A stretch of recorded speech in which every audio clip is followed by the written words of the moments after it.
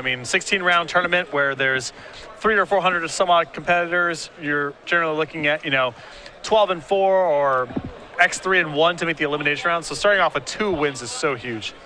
He's going to lead off for the Mutavault. He's playing Jund Monsters, the exact same deck list that CVM is playing. You've got Jack Fogle playing blue, white, red control, which means that he is using Temple of Epiphany along with some red cards, actually. So instead of taking the Esper approach, which we have seen many people do, he's taking the blue, white, red approach here as Braun-Duin is going to play a Stomping Ground and a Sylvan Carriage to get the thing started. And this is a real blue, white, red deck. I mean, we're looking at Jace, Architect of the Thought, Elspeth, Sun's Champion, and Anger of the Gods all in the main deck. So this is a full-blown 3-color deck. One of the cards I'm sure people are wondering if he has access to it or not is Karanos, the new Izzet God. He does not play that card, unfortunately.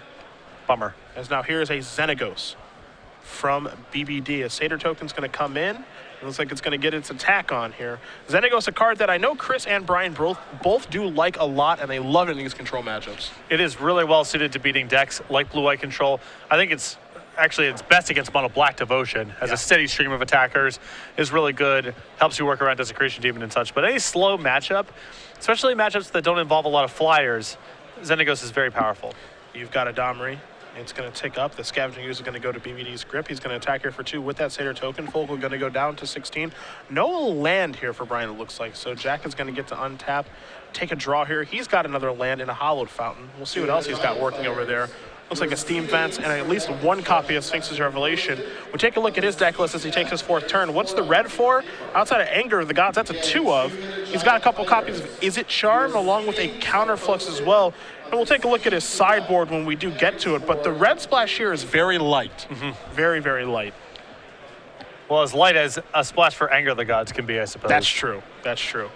Definitely a conscious decision on his part to play that card. I wouldn't be surprised if he's caught a lot of people off guard with that card, as that's not a card that's seeing a lot of play at all right now, as Domri's going to tick up here to 5.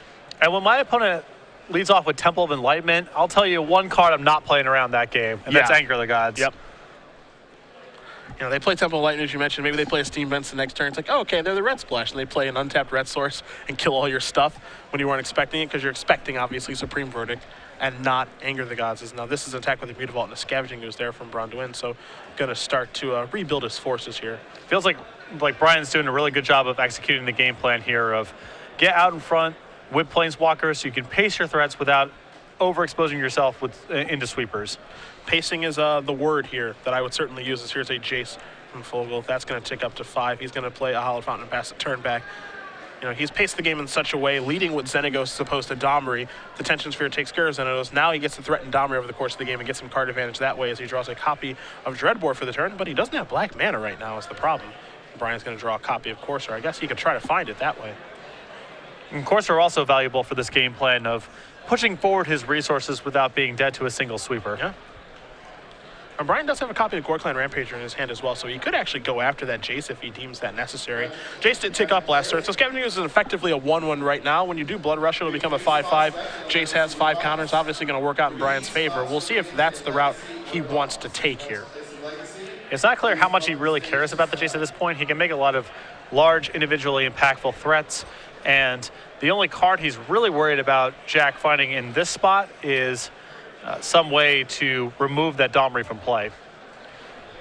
I suppose Elspeth is always a concern, but with all the Rampagers that Brian has in his hand, he can work around that card pretty effectively as well. I was gonna say I think he can work his way through Elspeth pretty well in this particular game, given just how things are set up.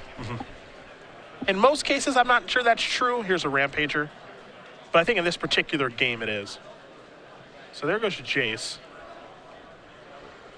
See if he's going to do anything else with his mana here, because, he could have also attacked with Mutavault. It only would have been for 1, but now he can just represent the Scavenging Ooze activation on the end of turn, so. Yeah, I think that's more powerful for him anyway.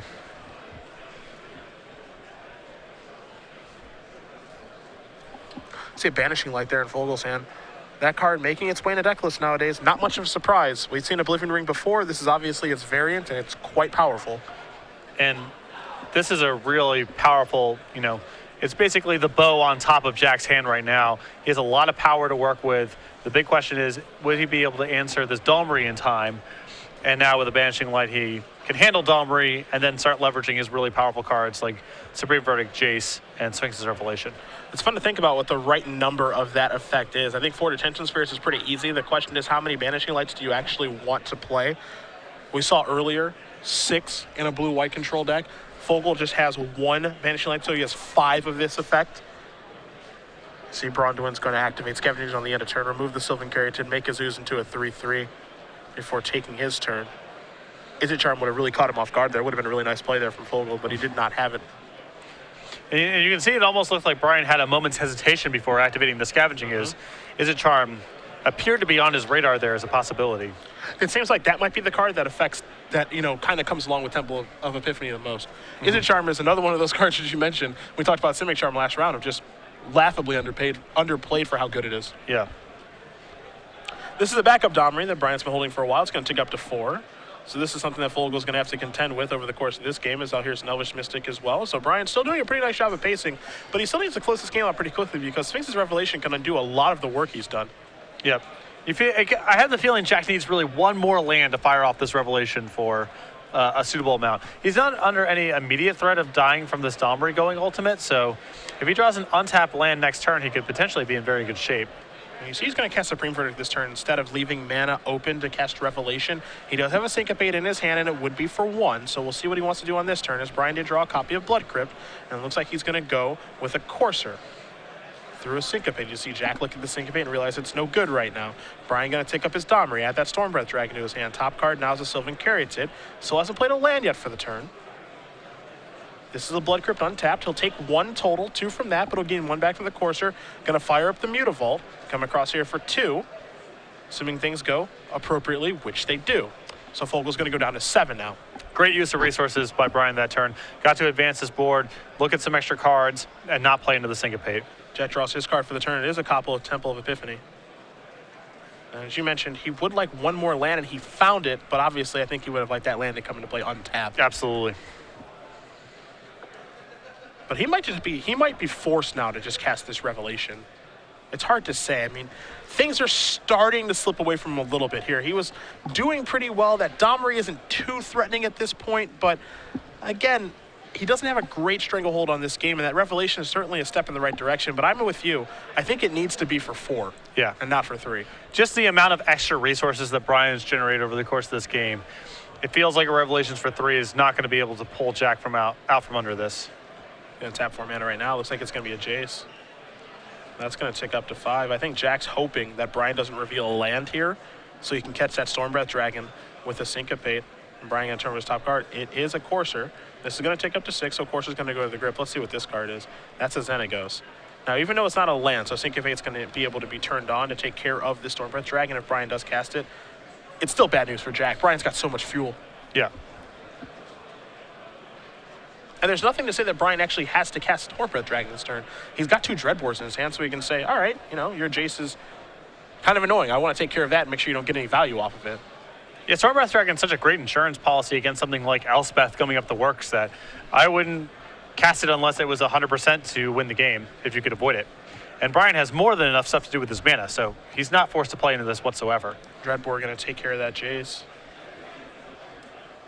See if maybe this is going to be a 5 Bermuda Vault turn. Doesn't look like it. Just going to be attacker for 2. Fogle's going to go down to 5.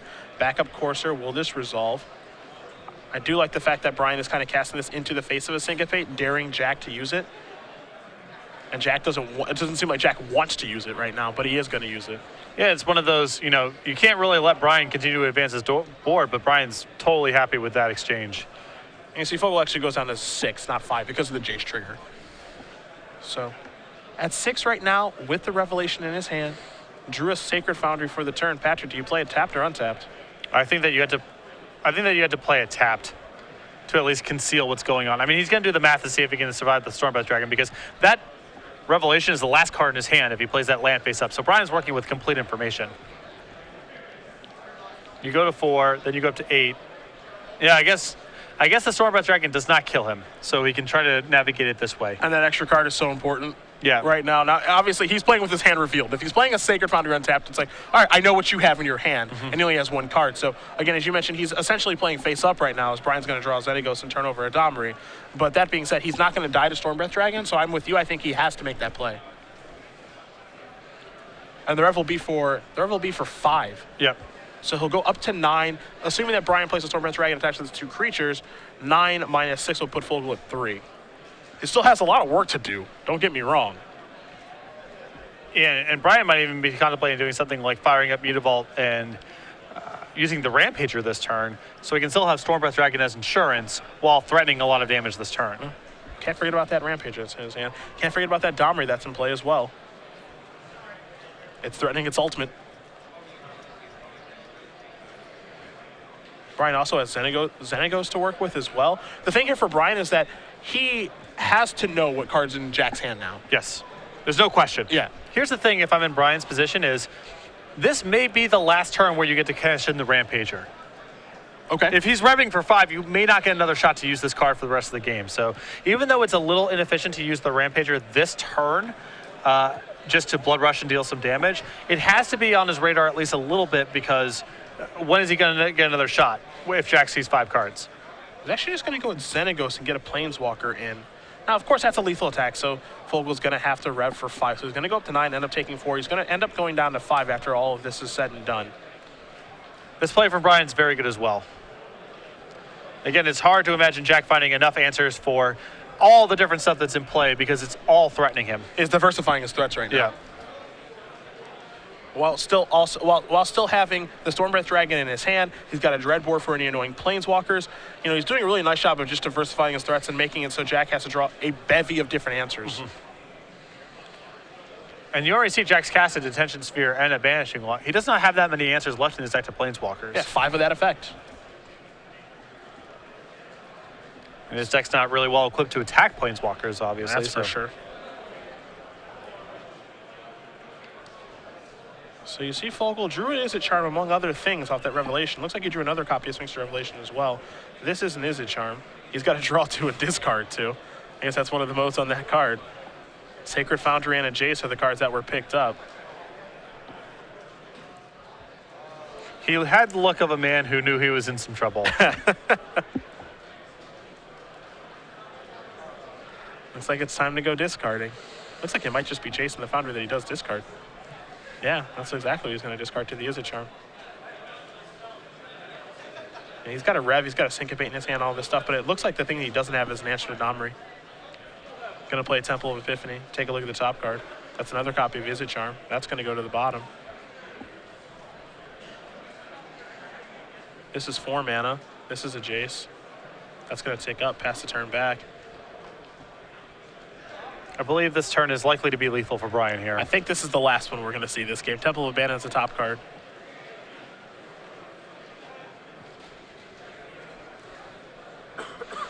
And Brian's going to take his time on this particular turn. Wants to make sure he doesn't do anything wrong. It's very easy to just say, okay, Ultimate, Domri, cast a Stormbreath Dragon, hope you're dead, things of that nature. You know, just take a moment. Make sure you don't do anything incorrect, because you've basically got the game locked up. And as far as we can tell, Jack doesn't have any outs in this situation. But there's no reason to take a few moments and make sure that you don't do anything incorrect.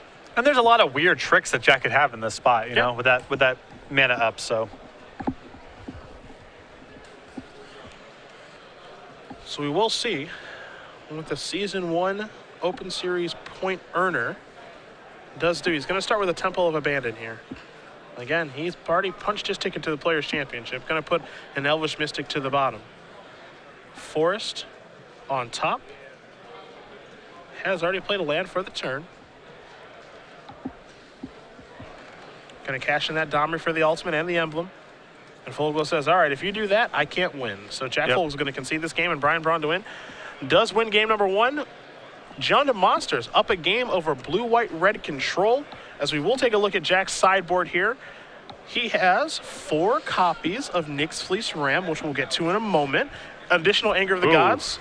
3 Archangel of Thune, 2 Counterflux, a Fate of Retribution, 2 Deicide, 1 Negate, and 1 Gainsay. Nyx's Fleece Ram. How do we feel about that card in this matchup? I think it's for more straightforward, just no no messing around beatdown decks. Okay.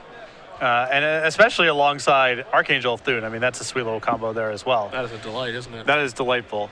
I think he has I think his plan is for against decks like Mono Red and Mono Black, where he sets up Ram plus Anger the Gods plus Archangel is this really powerful package. But Brian can overpower that, go over the top, use Dreadbore type effects to keep that 05 out of play. So I don't think we're going to go down that road. What's Brian got on his side? I think he's got a pretty good idea of what he's playing against now. 2 Abrupt Decays, 2 Golgari Charms, 4 Mistcutter Hydras, 2 Rakdos Return, a Miziet Mortars, 2 Petrifies, a Doomblade, and a Vraska the Unseen. I really like the Abrupt Decays and Golgari Charms, the Mistcutter Hydras, and the Rakdos Return. So he's got a lot of good stuff to bring in. He can easily get rid of some of the removal spells that he has in his deck. His 2 copies of Miziet Mortars. The Rampagers are probably not really well suited for this matchup. I don't think Jack's really going to be blocking with very much stuff. So Brian's got some easy cuts and some pretty substantial upgrades. The Ram is a hater. You know, it's as we keep getting more deck lists and keep talking about more things with Journey into Nyx, I forgot Nyx Fleece Ram was a card. But like, that card's going to have a huge impact on the standard format as well, obviously, because, I mean, there are going to be hyper-aggressive decks that people do play. Oh, it's a huge beating for Mono Red and Mono Black. That card's a huge beating. That card just seems like an absolute nightmare for people to have to try to get through. And again, it's not at its best in this particular matchup, but it's still quite good. I'm really not sure. I'm not sold on it. I think that Jack is so leaning on his Supreme Verdicts for this matchup that he can't really play a bunch of 05s and then Supreme Verdicts. I think you need to play the Ram for matchups where they can't really beat the 05. They can't really beat the individual blocker. So I understand that there's going to be some draws where it's good against Brian, but I think overall it's not really well suited for this matchup, especially when Brian, if he's going to anything, is going into more of a Planeswalker strategy against your opposed board. Yeah. He's not trying to speed up. He's probably trying to slow down a little bit. And we've seen him do this before with this kind of deck when he's either green-red or Jund monsters over numerous weeks earlier in this season and during season 1 as well, of just he likes a much slower approach against Revelation decks and just trying to go toe-to-toe with them in the card advantage battle. He's not scared to do that. I think you need to do a mixture of pressure plus card advantage because they can eventually just beat you with Elspeths and Revelations if you mess around for too long. But it is structurally a good game plan of give yourself a little more endurance and staying power so you just don't fall to a single Supreme Verdict. And their detention spheres are already taxed answering a million different things. So the more Planeswalkers you're adding, the higher chance that one of them sticks and it's able to just go all the way. Well, if you guys are just joining us, Cedric Phillips, Patrick Sullivan, StarCityGames.com Open Series here in Cincinnati, Ohio. At SCG Live, hashtag SCGCIN for your tweets all weekend long. If you've done that, you'd know that Jeff Hoogland says that Ajani is my MVP today. Only going up is too strong. 4-0 after winning the junk mirror this round. I am hard-pressed to argue with him, seeing Ajani in action in the one match we already saw from him. Seems very well suited for that deck. The minute I saw it in that list, I thought, that makes a lot of sense. Yeah. Makes a lot of sense. And it's crazy because, again, so many new cards and so many awesome cards that come out from this set. I know that when Ajani was one of the cards that was kind of spoiled early. And so people were talking about, wow, this card's like really good, but the ultimate doesn't really matter all that much, or it's not going to come up that often, but how good are the +1s? And we've seen Planeswalkers that only go up before in Elspeth, and that card was great, but Ajani costs more than that. So how good is it? It looks like it's really good. Yes. I think it needs to be in a mid-range deck with a bunch of creatures for a variety of reasons, but once you have that shell, and Junk is already a reasonable deck prior to Journey into Nyx in that space, that card can be quite powerful. Temple of Epiphany is going to start things off here for Jack. It looks like he's looking at another one as he just passes the turn back. Over to Brian, who's going to play a Temple of Abandon. He keeps his card on top. Fogle does draw a card. It is that duplicate copy of Temple of Epiphany. So 3 of those this particular game, and Izzet Charm is what he's looking at now. That's going to go to the bottom before passing it back over to Braun-Duin, who is going to play a Stomping Ground untap. This is Sylvan Caryatid, and we're underway here in game number 2.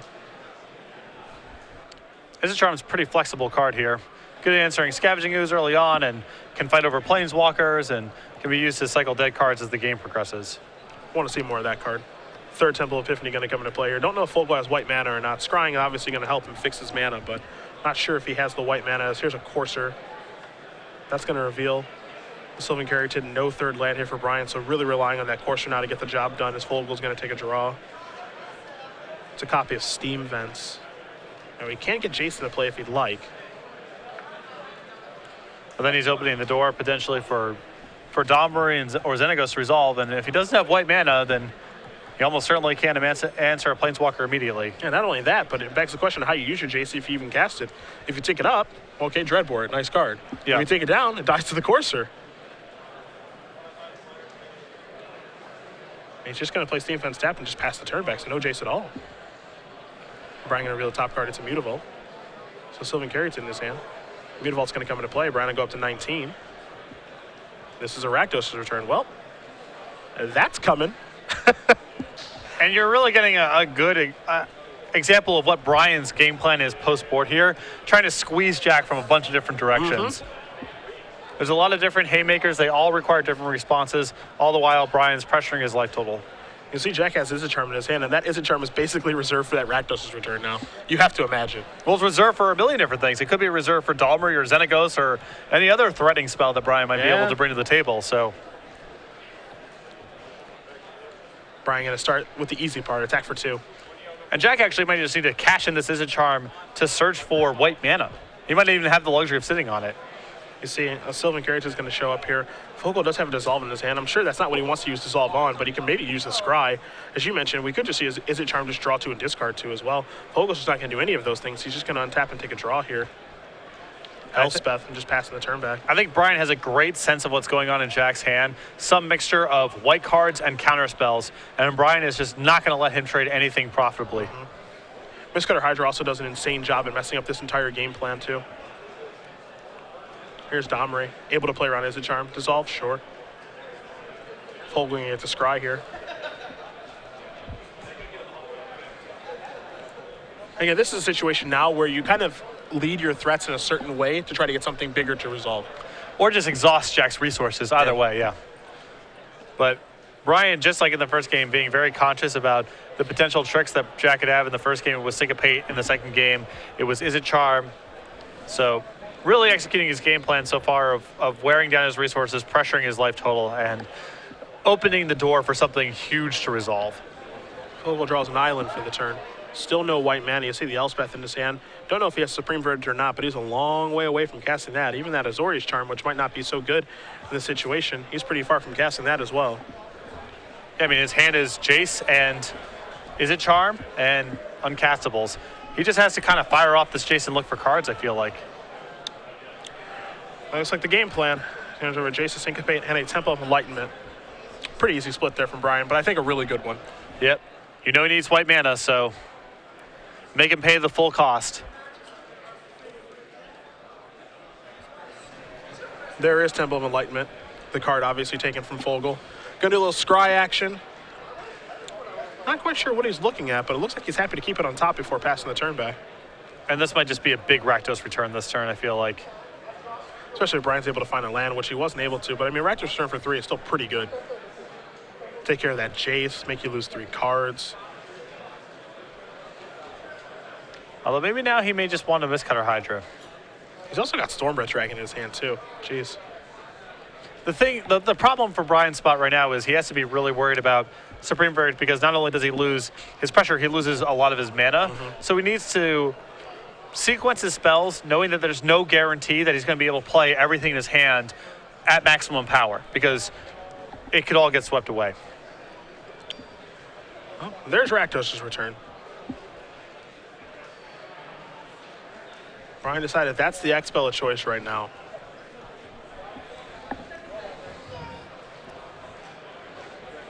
I buy it. It's a way for him to do something awesome this turn without playing further into Supreme Verdict. Yeah, I think that's why. It's easier. Like, you know, Brian obviously I think would have liked to do this for a larger amount, but I still think this works out pretty well for him. As you can see what Fogle discards, Celestial Flare, and Izzet Charm. Something else over there. Because now here comes the Courser to take care of the Jace. So the other discard was an island. Jack gonna draw a card now. Remember, he kept this card on top. There's a copy of Supreme Verdict. Somebody needs another white mana. Azorius Charm can help him get there, presumably. He's going to cycle that right now. I think the thought process here is if I find another white mana, I can guess his Attention Sphere too. That's the only chance I've got. Unfortunately for him, he drew a Steam Vents. Just has to pass the turn back over to Braun-Duin, who's going to draw a Sylvan Carrot for the turn. Temple of Abandon is the top card of his deck, so that's a pretty good place to start. And look at Brian's hand. I mean, Jack's falling behind on the board, taking 4 a turn potentially from Univault and from the Courser, but Brian's hand is nothing but Mistcutter Hydras and Stormbreath Dragons. Brian could have scried away that forest, but he decided to leave it on the top. Now here's a Mistcutter Hydra. That's going to be for 4. This would be attack for 6. That's a 2-turn clock. Fogle's going to go down to 5.